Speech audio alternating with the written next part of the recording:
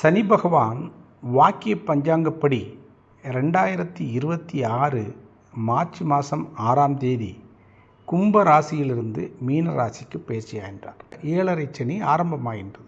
மேச ராசிக்காரர்களுக்கு இது விரய சனியாக அமைவதால் அவர்களுக்கு பொதுவாக செலவுகளும் அதிகமாக இருக்கும்.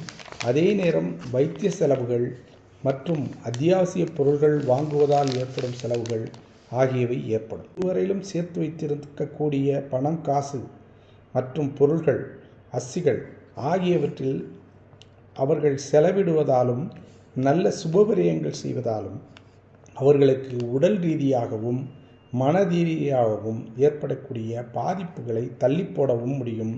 அவை வராமல் தவிர்க்கவும் முடியும்.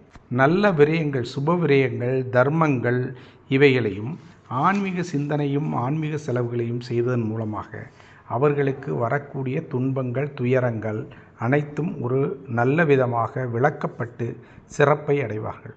வீட்டில் சுபகாரியங்கள் நடக்கும். வேலைகளில் ஸ்திரத்தன்மை ஏற்படும்.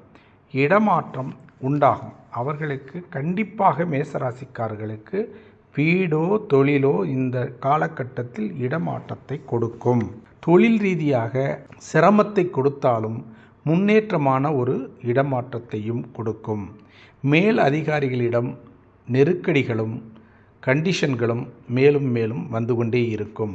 அந்த காலகட்டத்தில் மேசராசிக்காரர்கள் பொறுமையை கடைபிடிக்க வேண்டும்.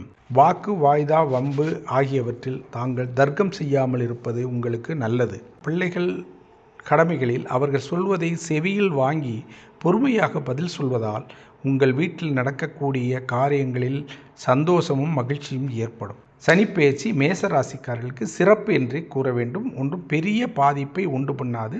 செலவை பொறுத்தவரையிலும் இருக்கும்.